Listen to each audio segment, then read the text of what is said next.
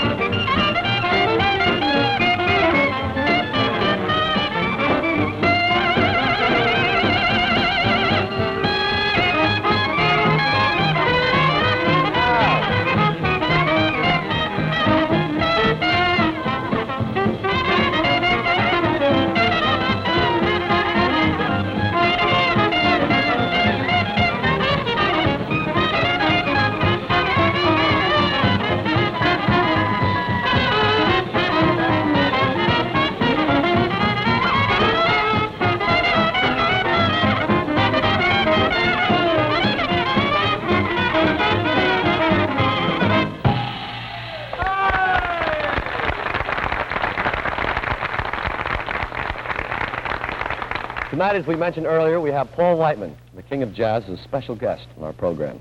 As a very special host for this evening's festivities, we have the king of beers. Well, that would be Budweiser, of course, and this would be It's Time to Be Heard From. What's in a label? It pays to read labels. Wonderful, Mr. Pettigrew. Pettigrew. Yes.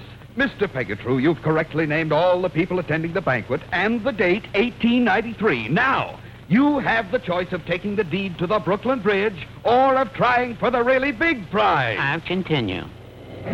And now for the question. What were the ingredients of the principal beverage served? A delightful brew composed of the choicest hops, rice, and best barley malt. Rice? Would you care to reconsider? Comprising the carefully selected and proven ingredients Rice? of world-renowned Budweiser lager beer. By golly, it does! Congratulations, Mr. Pettigrew. You've won the Great Lakes. And you, too, will appreciate the distinctive, delicious taste of world-renowned Budweiser, the king of beers. Welcome to the program, Mr. Pettigrew and Budweiser beer. Everyone enjoys the distinctive, delicious taste of Bud. So won't you do yourself a real favor? Pick up a handy six-pack of Budweiser beer tomorrow. And so, what about Chicago jazz? What brought it on? What was its background, and why is it different? Well, back in 1917, when the authorities of New Orleans stepped in and shut down Storyville, the musicians had to move on. In this case, they moved up, that is, up the river, to the big cities of the north. Most of them moved to Chicago, and they brought their music with them. New Orleans giants like King Oliver and Louis Armstrong led the way, and the Windy City began to listen.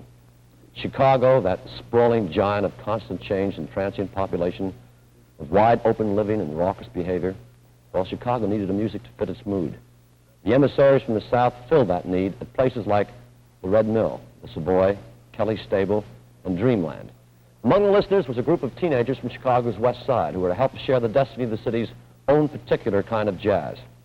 They were called the Austin High Kids from Austin High School, inspired by recordings of the New Orleans Rhythm Kings and Bix Beiderbecke. Well, they put aside their school books and began to play. Dick and Jimmy McPartland, Davy Tuff, Bud Freeman, Frank Teschmacher thus became influential in adapting what had been mainly a Negro music form into a field for all musicians. They helped change the music, too, and that's when Chicago-style jazz came into its own. To the traditional instrumentation of trombone, clarinet, trumpet, and rhythm, they added a new voice, that of the saxophone. They altered the tempo of the music as the New Orleans two-beat began to give way to a smoother and steadier 4/4 time. Chicago style had really arrived. It's been going strong ever since, too, with men like those here tonight, all key figures in its growth and development and popularity. A major exponent of the Chicago style is Matty Matlock. For all of his musical heritage, though, he still knows what it means to miss New Orleans, and he'll prove that right now.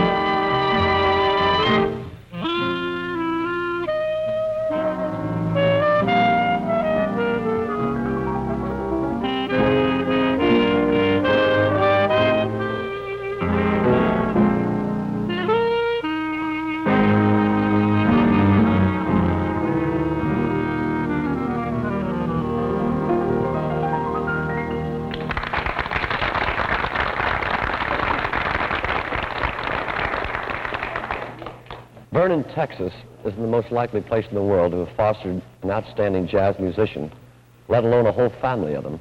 But the Teagardens of Vernon were a very musical crew. Charlie played trumpet, Norma studied piano, young Cub took up the drums, and big brother Jack taught himself the trombone when he was only 7 years old.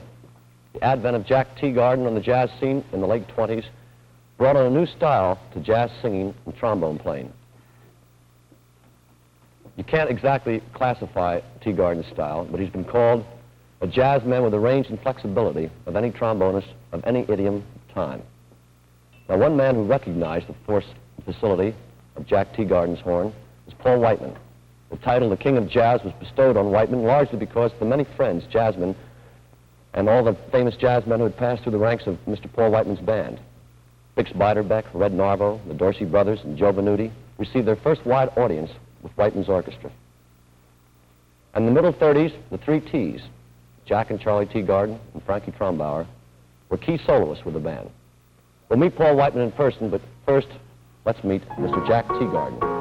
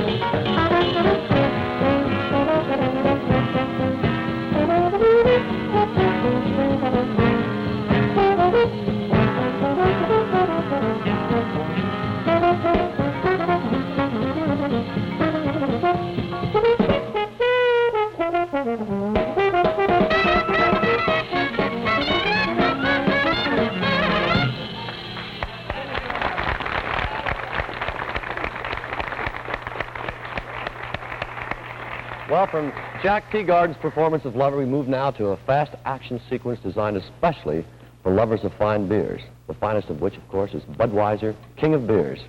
The Budweiser label is truly your introduction to real beer. What's in a label? The Budweiser label tells a story. Last weekend, while puttering around my stage...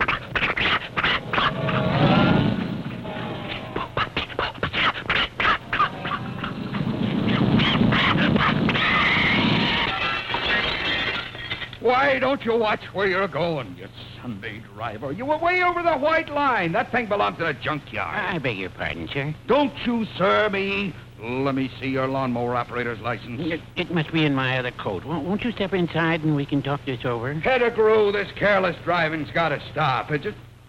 Hey, Bud. Oh, you mean the world-renowned? Yes, world-renowned Budweiser lager beer. Pettigrew, I always said you were a man of good taste. Yeah, thank you. As the Budweiser label states, made from the choicest hops, rice, and best barley malt, it's the king of beers, king size or regular. Budweiser label is truly your introduction to real beer flavor. So prove it to yourself. Just pick up a six-pack of Budweiser tomorrow. Now you can enjoy Bud for less than a penny a can more than regular beers.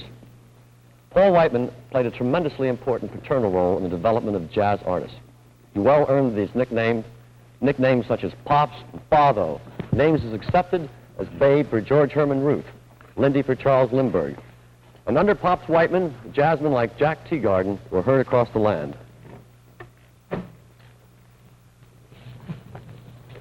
Jackson? Yes, sir, Pops? Well, I want to tell you this is the night, and anybody that likes jazz at all would have to say, truly, my cup of kicks is running over this evening. Well, it sure is good to be with you, Pops. Oh, it's good to hear that pipe music. We don't hear enough of it. Of course, it took me back to the days with you fellas when we had the 3 T's. Oh, that was some bunch, wasn't Yeah, it? poor Frankie's joined up with that good band upstairs with Mr. Beiderbecke and all the fellas. Well, they got a good one. Yeah, and they'll be happy up there. And, of course, little Charlie, I heard him this afternoon, your brother. That was the 3 T's, the 2 Teagardens and Trombone. Well, I'm really proud of Charlie's him. playing really great. And, of course, we often hear the younger generation compare who ought to be the big Beiderbecke today, and they name one trumpet player or another. But for me, I still say Charlie's the man. Well, I'm proud of him. Well, you know what I'm going to do? I'm going to fade out of here. I just noticed when they had those pictures up there, I think I was just as pretty as that good bottle of Bud, so I'm going to get out of the way now and let Mr. Troup take over. I'll duckaroo right under the camera. Thank you, Pops. Thank you very much. Well, our great thanks to Paul Whiteman for a Pop's eye view of jazz in the heyday of the 30s. Now, Mr. T, shall we wander down to Basin Street? Won't you come along with me? Along the Mississippi. We'll take a boat to the land of dreams. Steam down the river down to New Orleans. A band there to meet us. Oh, friends to greet us. You'll see the place where the folks all meet. A heaven on earth, they call it Basin Street. Basin Street, it's the street where all good friends always meet at New Orleans, the land of dreams. You'll never know how nice it seems or just how much it really means. Glad to be. Yes, sirree, where her welcome streets welcome me, and where I gently lose my Basin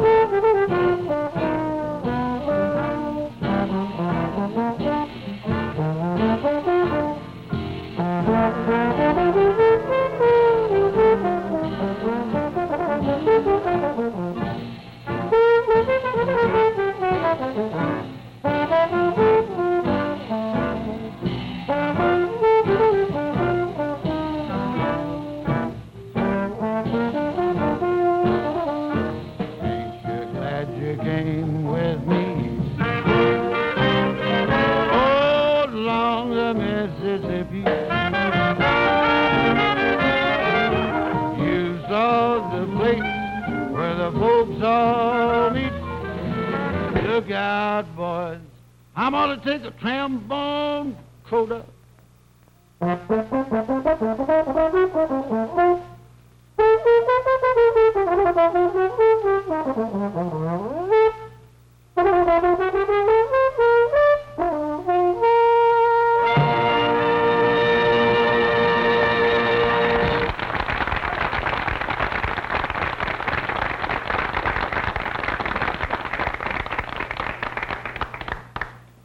The decade of the 30s saw a new form of jazz emerge. It was a thing called swing. The big bands of Benny Goodman, the Dorseys, Glenn Miller, and Duke Ellington expressed that feeling of jazz in ensemble terms. That is, groups of instruments voiced the ideas that had been the province of the jazz soloist. And one big band stood out as an incubator of jazz greats, the Ben Pollock Organization.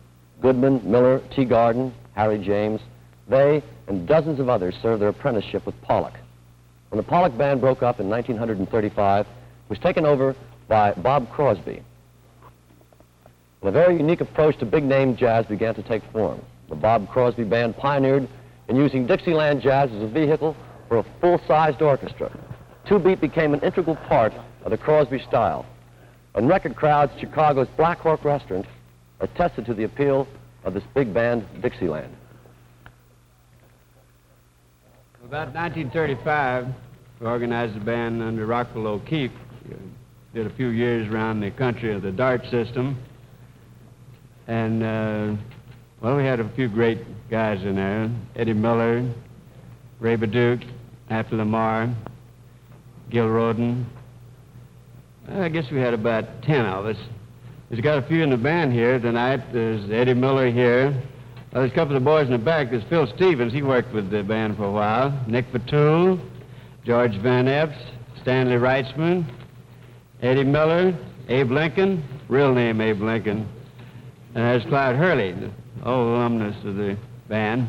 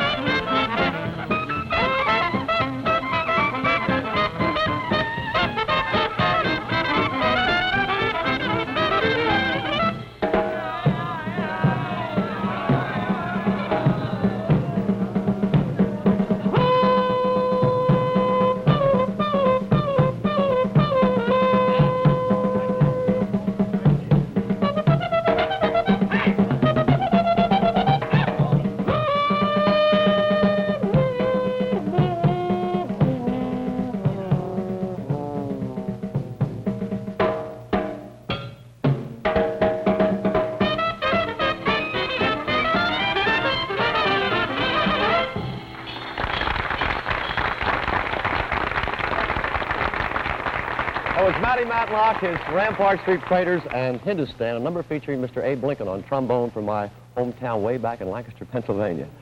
So we hope that you certainly enjoyed our excursion through Chicago jazz this evening. We hope it's whet your musical appetite for more. If it has, you'll find a feast of happy sounds by the Rampart Street Paraders on Columbia long playing recordings. The tunes heard tonight, plus many more, are on this album, Dixieland, My Dixieland, and on Rampart Street and Van. For the hi-fi disciples of the portable player contingent, these Columbia albums represent jazz at its recorded best. And what of next week? Well, on hand will be Schweppes Quinine Water. And here's Commander Whitehead to tell you of this authentic tonic mixer. Now wait, don't tell me. Was it Hong Kong? Beirut? Cairo, perhaps? Guess again, Commander Whitehead. London, it was London. I'll give you a hint. You were having a tonic, and you were warning the waiter to make jolly well sure he mixed it with Schweppes. But that might have been anywhere. Schweppes Quinine Water is famous all over the world. In those days, you used to say it was impossible to mix a tonic without Schweppes. It is. No other mixer has Schweppes' bittersweet flavor and rare effervescence. Effervescent? You used to call those little bubbles Schweppervescent. Schweppervescence, of course. Those remarkable little bubbles that last the whole drink through. Did you know that Schweppes Quinine Water is now bottled here in the States from the imported elixir? Oh, but do tell me, where did we meet? Was it Paris? A week from tonight, our stars of jazz will be modern clarinetist Buddy DeFranco and his quintet, who are currently at Zardy's Jazzland in Hollywood. And as they used to say on band remotes, stepping into the blue vocal spotlight will be Lucienne Polk, an exceptional jazz singer. Me, I'll be the keynoter Wednesday, Thursday, Friday, and Saturday. Good night.